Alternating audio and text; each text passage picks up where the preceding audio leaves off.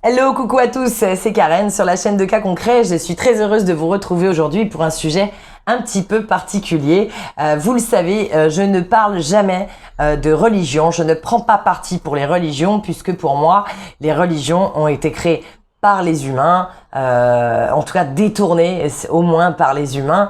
Et moi, je parle plutôt de spiritualité et d'énergie. Mais aujourd'hui, j'avais envie de vous parler de Jésus et souvent on peut lire Jésus nous sauvera. Alors après, vous savez que Jésus, bien sûr, il est présent dans plusieurs religions, pas uniquement chez les catholiques ou voilà, il y a chez tous les chrétiens, les musulmans en parlent aussi. Voilà. Donc moi, on va pas parler de ça aujourd'hui, mais juste Jésus nous sauvera, on peut le lire, on l'attend comme le sauveur.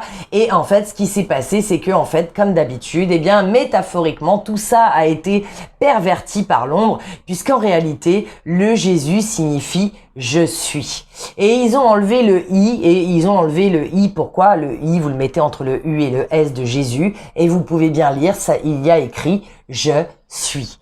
Donc la divinité, en fait, elle est à l'intérieur de vous, puisque vous le savez, nous sommes connectés à l'univers, et donc nous avons en nous tout ce qu'il faut pour exprimer notre divinité. J'ai pris mon petit grimoire. Le i, pour vous le dire, donc c'est par rapport à la vibration des lettres. J'avais fait un live par rapport à ça. Je vous mettrai le lien en dessous. Mais juste pour vous rappeler, juste le i. Le i, vous savez, c'est la lettre qui signifie l'alignement parfait. C'est la lettre du divin. On dit un point sur les i. Un point, c'est tout. Et c'est l'absolu. Et ce point, il représente la source, le petit point qui est au-dessus du i. Il représente la source qui illumine l'être qui est aligné, donc l'être qui est debout et qui est aligné à l'intérieur de lui, puisque vous le savez, nous sommes dans une dualité et le but pour nous, c'est de trouver notre centre et d'être aligné. Donc le I représente l'unité, l'empathie au service des autres et c'est l'idolâtrie aussi. D'ailleurs, ça commence par un I également. Donc, je suis... En réalité, donc Jésus nous sauvera. Réalité, c'est le je suis qui nous sauvera. Donc ça signifie quoi? Ça signifie un retour à notre souveraineté. Encore une fois, vous le savez, c'est le sujet du moment, hein, on rabâche, mais vous savez que la répétition est la mère du succès. Donc oui, c'est à force de rabâcher que ça finit par rentrer dans nos têtes et qu'on finit par comprendre certaines choses.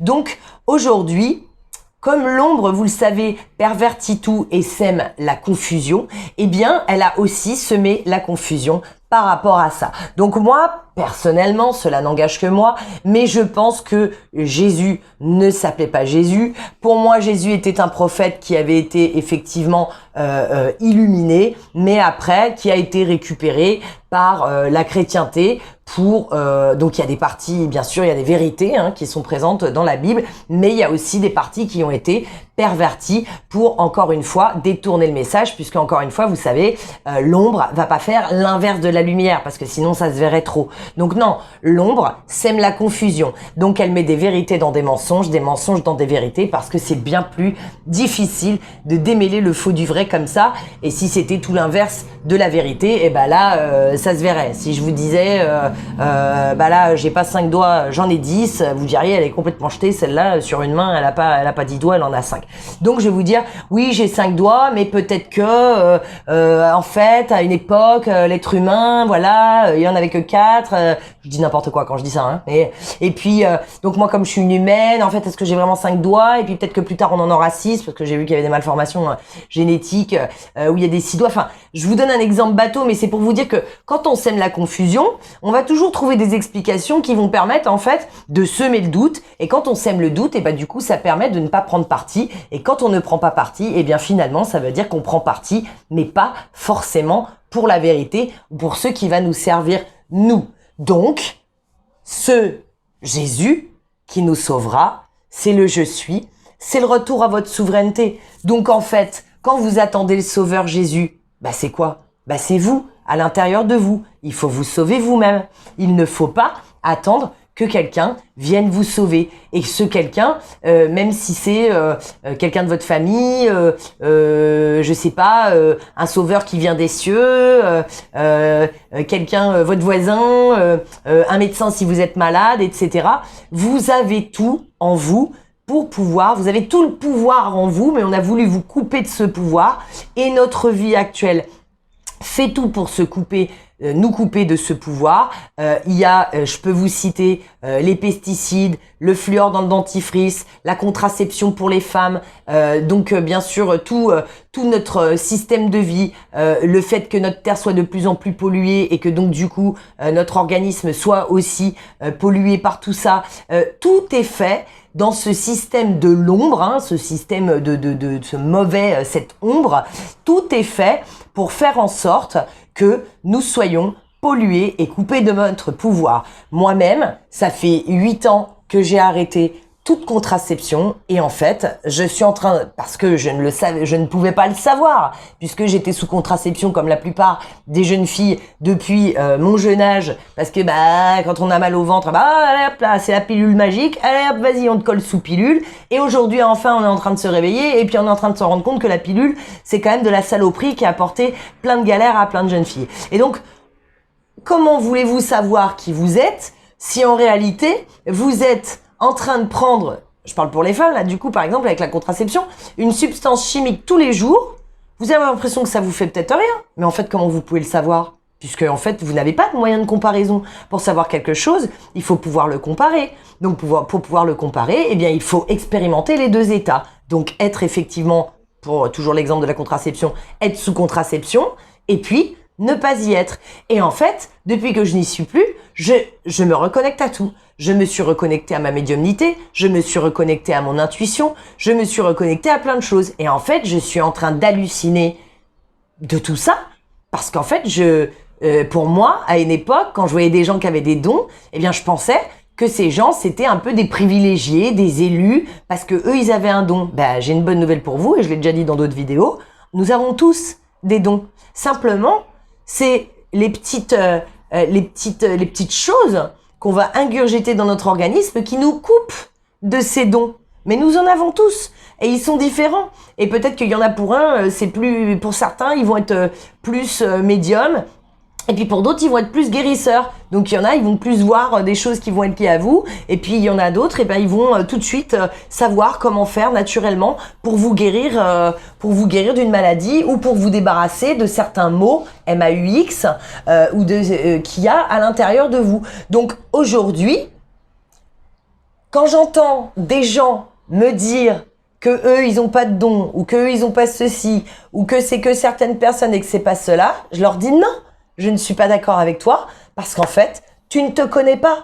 Tu ne sais pas ce que tu pourrais expérimenter si demain tu te mettais à avoir une alimentation qui était meilleure. Parce que oui, notre alimentation, et je ne parle pas que des pesticides, est très mauvaise. Les produits laitiers ne sont pas bons pour nous et nous font du mal. La viande n'est pas bonne pour nous non plus, même si j'en mange un petit peu, même si j'ai une alimentation à 90-95% végétarienne, j'en mange un petit peu quand je sors et que je suis invitée pour des questions de simplicité, hein, je l'avoue. Hein.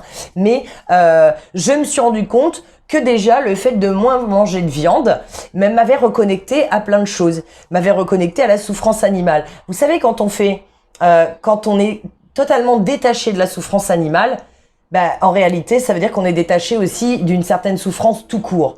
Donc on va aussi, par ricochet, se détacher de la souffrance humaine. Donc quand on commence, tous les gens qui sont dans le bien-être pour les animaux, qui vont aider les animaux, je sais pas, ramasser des animaux au bord de la route, faire famille d'accueil, les soigner, les guérir, dépenser de leur propre denier pour aider des animaux, eh bien en réalité, voilà pourquoi la plupart, ils ne mangent pas de viande, ou alors, j'allais dire, ils ont sélectionné. Ils mangent plus de viande rouge, ou ils mangent plus de viande tout court, mais ils mangent encore du poisson, enfin, etc.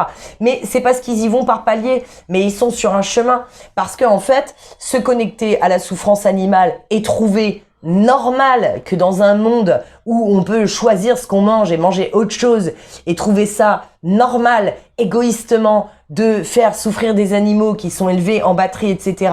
pour que dans notre assiette, on n'ait pas à se priver d'un bout de bœuf, eh bien oui, c'est que nous sommes connectés à la souffrance tout court. Et donc, on se détache aussi de la souffrance humaine. Donc, on dit qu'à l'époque des Atlantes, alors, ils ne mangeaient pas de viande, sauf dans des cas extrêmes où effectivement, ils avaient besoin, ils n'avaient pas d'autre nourriture.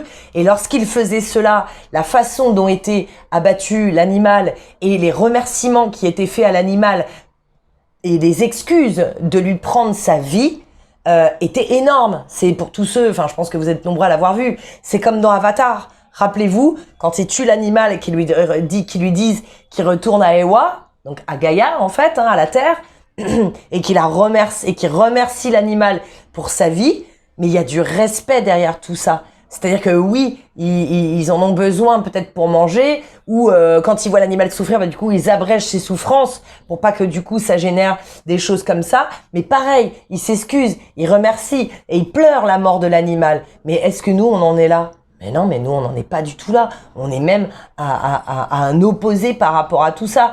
Donc, aujourd'hui, il faut que nous nous reconnections, nous, à tout ça, à ce sauveur, donc Jésus, mais je suis, en fait, qui est à l'intérieur de nous et à notre souveraineté. Donc, le but ultime, le job ultime qu'on a à faire là, à cette période de fin des temps, de fin d'un temps, c'est de nous reconnecter à notre souveraineté. Et c'est hyper important de faire ça en ce sens où nous avons, comment dire, on n'a plus le temps.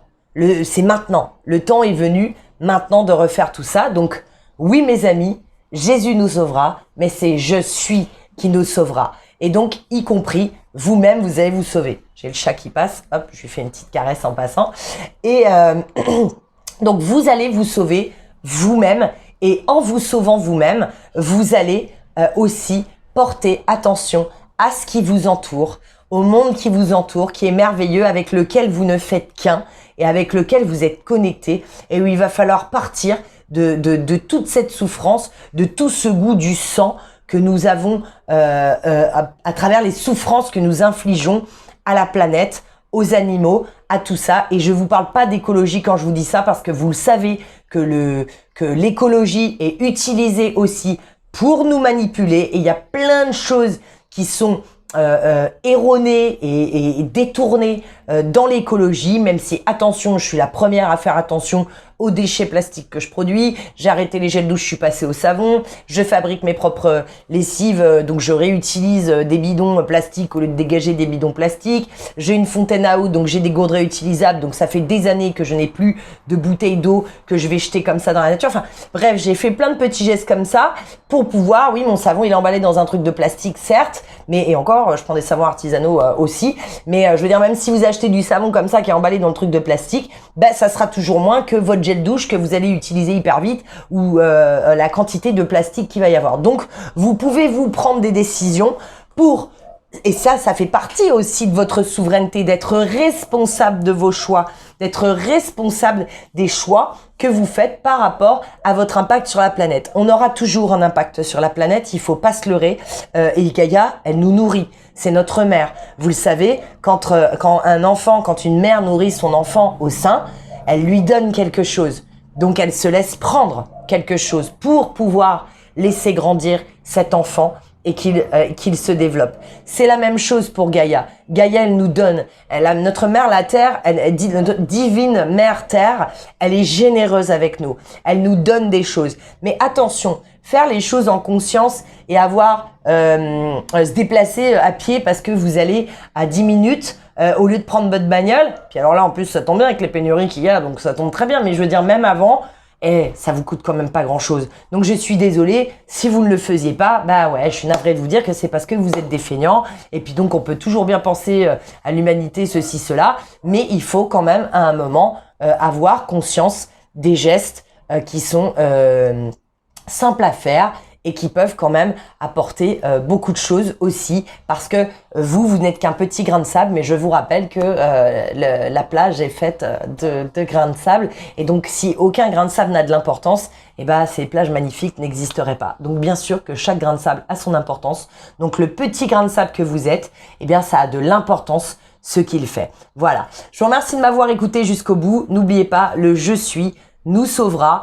Je vous mets en lien tout ce qu'il faut en dessous. Merci pour les personnes qui soutiennent ma chaîne en m'adressant des dons. Vous pouvez me suivre sur tous les réseaux sociaux. Tout est en barre de description. N'oubliez pas d'aller faire un tour aussi sur mon site internet. Cas concret, vous avez tout pareil dans la barre de description. Je vous fais des gros bisous. Prenez soin de vous et je vous souhaite une belle journée. À bientôt. Je vous embrasse. Bye.